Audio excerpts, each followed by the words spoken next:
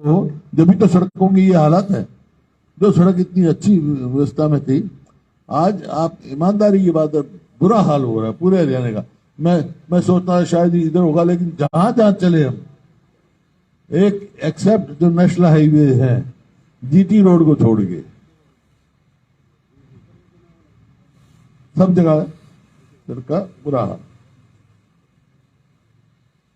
अभी आज, और खैर आप सवाल पूछोगे, आज अखबार में पढ़ा है वो मित्तल कमीशन, जो ये मेवात में जो इंस्पेक्टर मारा गया था पुलिस का, है डीएसपी सुरेंद्र, जो मारा गया था, वो मित्तल कमीशन ने अब रिजॉल्व कर दिया, खत्म कर दिया, नोटिफिकेशन कर दिया।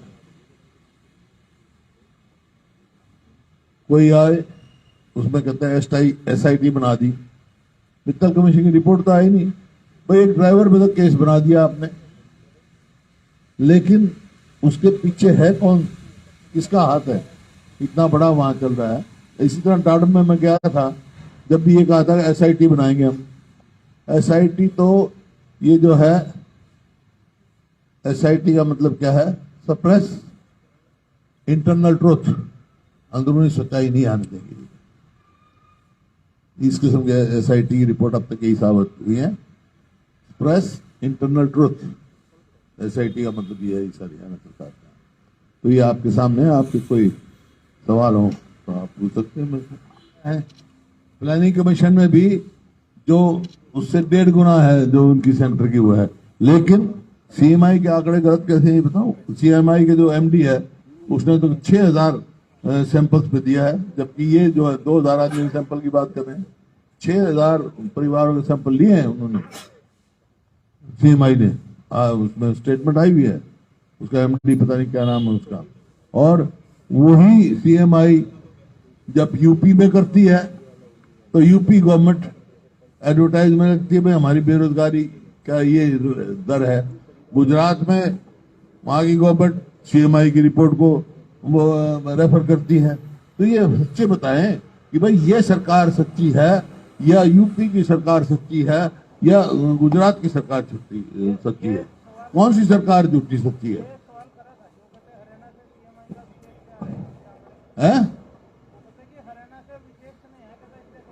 क्या बात हुई है, राष्ट्रीय स्तर की ऑर्गेनाइजेशन है ये, मतलब गुजरात में तो वो रिपोर्ट ठीक मानी जाएगी, हरियाणा ही गलत मानी जाएगी, ऐसा कभी हुआ है?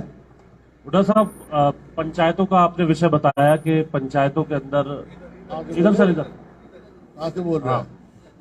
पंचायतों के अंदर सर आपने बताया कि ई टेंडरिंग बड़ा घपला है, लेकिन सरकार कह रही है कि इससे पारदर्शिता होगी और सारे अधिकार जो है वो जिलों के अंदर ही हमने दे दिए हैं। तो किस तरीके से? इससे ज्यादा करप्शन कहीं नहीं हो सकती। मनरेगा का सारा पैसा अब तो रिपोर्ट आई है, आदमी पकड़े हैं वहां पर। ई टेंडरिंग जो है, देखिए इन्होंने इसको कायम रखने के लिए भ्रष्टाचार यूं का यूं कायम रहे। पहले तो पंचायत के इलेक्शन कराए नहीं, अब कोर्ट के निर्देश से पंचायत के इलेक्शन करा दिए, तो पंचायत पावरलेस बना दी। वो तो उनका काम है पंचायतों का। अगर पंचायत को यूं ही पावरलेस बनाना था तो इलेक्शन कराने की क्या जरूरत थी?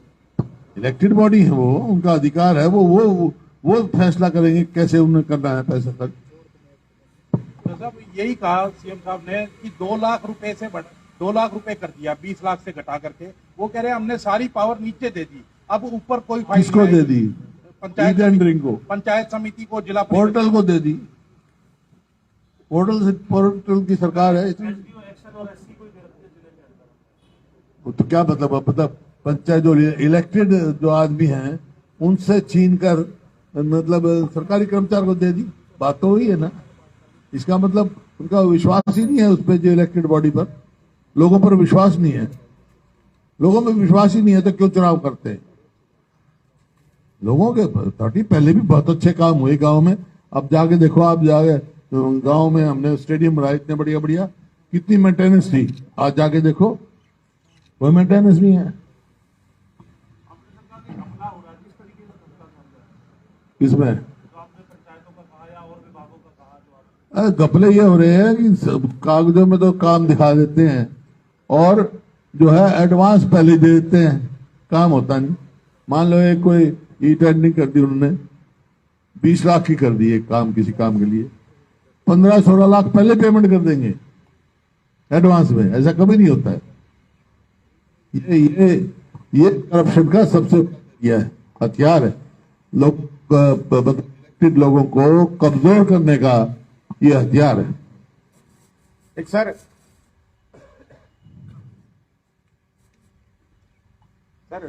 जो भारत जोड़ो यात्रा थी उसमें राहुल गांधी जी ने कई मुद्दे उठाए, सड़कों का उठा या फिर बॉन्ड पॉलिसी का, तो लेकिन जो खेल मंत्री का मामला है उसके ऊपर जैसे कि उम्मीद की जा रही थी, आपने उठाया या फिर दूसरी पार्टियों ने, इनेलो ने उठाया, तो इस बारे में कोई एक शब्द तक नहीं बोला गया।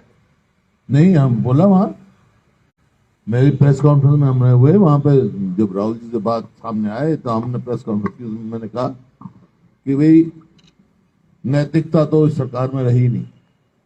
देखिए, एक इतना गंभीर आरोप लगा है, मैं उसको दोषी या निर्दोष साबित करने की बात नहीं करता।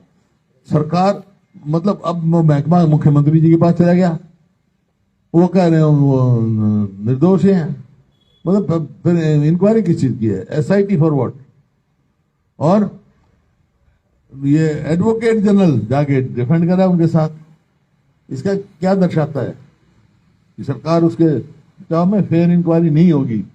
मेरा सिर्फ ये है कि निष्पक्ष इंक्वायरी होनी चाहिए, दोषी निर्दोष जो भी हो, दूध का दूध पानी का पानी होना चाहिए, और नैतिकता के आधार पर मंत्री जी को इस्तीफा दे देना चाहिए।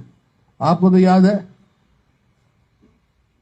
गोपाल कांडा भी सिर्फ यही वो लगे थे, वो तो बरी हो गया, लेकिन उसने इस्तीफा दिया ना नैतिकता आधार पे। तो इसको क्या है, क्योंकि मैं समझता हूँ सरकार की कोई मॉरलिटी बची नहीं है। ओम प्रकाश जैन पे भी तो लगा था आरोप, ओम प्रकाश जैन ने इस्तीफा दिया था। ओम प्रकाश जैन ने इस्तीफा दिया, जिलेराम शर्मा ने दिया था। जिलेराम शर्मा ने दिया। कुछ तो नैतिकता पे काम करो, इतना गंभीर आरोप है। बेटी बचाओ बेटी पढ़ाओ का नारा लेके चले, आज ये क्या हो रहा है?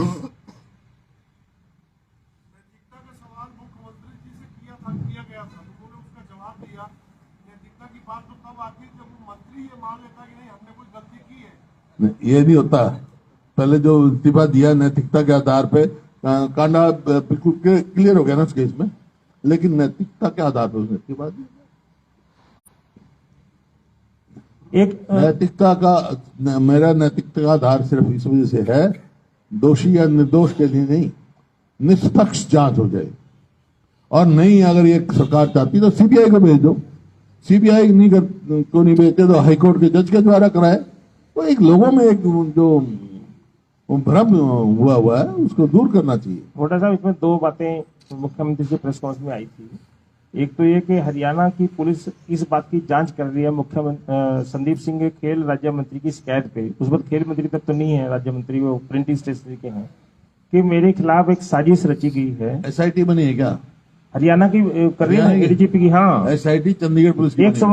एक तो जो आरोप, आपराधिक आरोप है, जो छेड़छाड़ की है। एसआई की मैं बता चुका हूँ, सप्रेस इंटरनल ट्रूथ इनका। अब तक तो कितनी एसआईटी बनाई? आप ये मेरे को बताओ, कितनी एसआईटी बनी है हरियाणा में अब तक? तो फिर वो तो बगैर एसआईटी नहीं है, एसआईटी नहीं है। नहीं तो जो साजिश की जांच कर रही है हरियाणा पुलिस, वो इंटरनल ट्रूथ को दबाने के लिए बात कर रही है। भाई करे, साजिश की जांच करे, पुलिस करे, अच्छी बात है, लेकिन जब तक फेयर इंक्वायरी ना हो तो मिनिस्टर शुड मॉरल उस पे शुड रिजाइन। मंत्री तो अगर वो रिजाइन नहीं करते हैं तो duty of chief minister to country. अच्छा, एक विषय विधानसभा के अंदर भी मुख्यमंत्री ने जवाब दिया था उस वक्त, उन्होंने कहा था कि एलओपी सामने होते तो अच्छा रहता, और परसों प्रेस कॉन्फ्रेंस में भी जवाब दिया है कि हुड्डा साहब पता नहीं कहां से ये कर्ज की बात कर रहे हैं, 4 करोड़ और 15 लाख की, जो इतना 4.15 लाख करोड़ की, ये डाटा कहां से आया उनके पास कि 2.27 लाख करोड़ का ही कर्ज है। उन्होंने ये व्हाइट पेपर इशू कर दें। वो तो आपने व्हाइट पेपर क्यों नहीं इशू कर रहे? तो आप अपना आंकड़ा ये क्लैरिफाई करो, कहां से आया ये आंकड़ा। वो कैग की रिपोर्ट कह रहे हैं कि 2.27 लाख करोड़ है। आपको 2 बार 3 बार चैलेंज कर दिया, ये पहली दफा ऐसा है कि आपके इस आंकड़े को मुख्यमंत्री ने चैलेंज कर दिया। आंकड़ा सुनो मेरी, जो कर्जा है, जो सीएजी की रिपोर्ट है 31 मार्च 2022 की, उस पर 2,89,967.09 कर्जा है, सीएजी की रिपोर्ट, ठीक है। और सितंबर 22 तक उसके बाद उन्होंने ले लिया 19,139 करोड़ कर्जा ले लिया स्टेट बैंक ऑफ इंडिया से, समझे। और आरबीआई से ले लिया 14,995, ठीक है। नाबार्ड से ले लिया 13,012,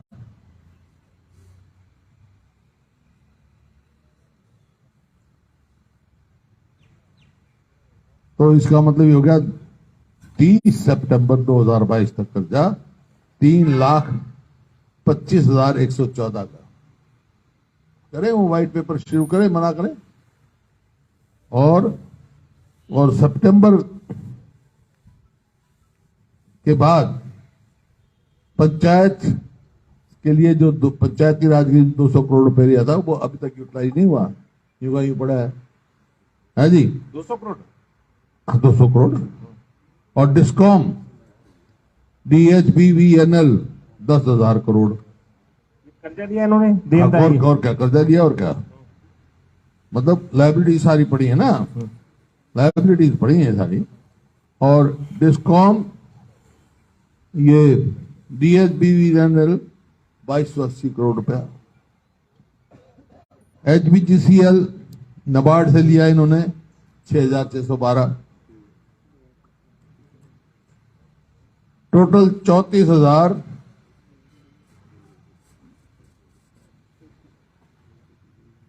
नहीं, टोटल हो गया ये 3 लाख हो गया ना, 3,44,247 हो गया। और लायबिलिटी रहेगी अलग 63,000 की तो है। देखिए यार, बाकी लायबिलिटी वैसे तो 1,26,000 की है, बाकी लायबिलिटी वो सीएजी की रिपोर्ट में नहीं है, वो क्योंकि रिपोर्ट तैयार हो चुकी थी जब वो आया। तो ये जो लायबिलिटी है बता रहे हैं, ये स्टेट गवर्नमेंट के पब्लिक सेक्टर यूटिलिटीज की बता रहे हैं। गवर्नमेंट की है, स्टेट गवर्नमेंट ने गारंटी होती है, गारंटी दी जाती है उसमें होता है। इसलिए 4.15 मैंने तो दे दिए आंकड़े, अब व्हाइट पेपर इशू कर दे वो, जिन बाद में कदम ही कार्य कर्जे में डुबा दिया, 4 गुना कर्जा कर दिया। ये जो आपने कहा कि जब कांग्रेस की सरकार आएगी पीपीपी को खत्म कर देंगे, कौशल रोजगार नीति को खत्म कर देंगे, बिल्कुल सबसे ये वाहियात चीज है ये। इसकी वजह से 10 लाख राशन कार्ड कट गए, 5 लाख पेंशन कट गई।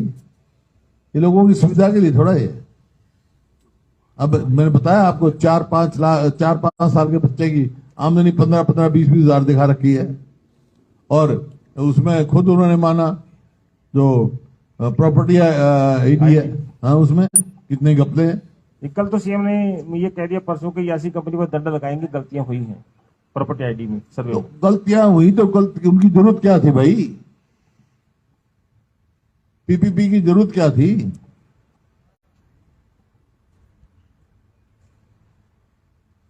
और ओल्ड पेंशन स्कीम के बारे में तो, हाँ, ओल्ड पेंशन स्कीम के बारे में तो वो स्टैंड आपका क्लियर है कि कांग्रेस की सरकार है कि तो ओल्ड पेंशन स्कीम देंगे। देंगे हम तो 6,000 रुपए करेंगे, इसमें क्या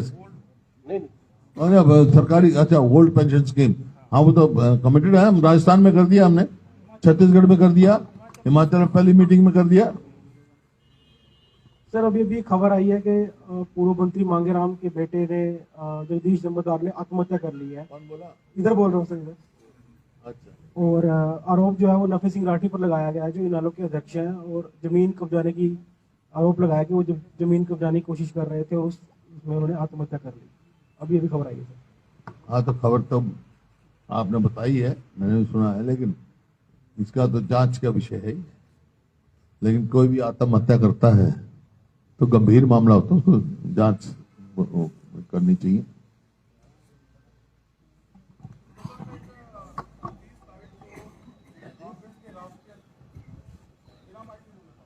कांग्रेस के राष्ट्रीय अध्यक्ष मल्लिकार्जुन खड़गे ने एक लेटर लिखा तमाम विपक्षी दलों को और वहां भारत जोड़ो यात्रा में शामिल होने के लिए बुलाया।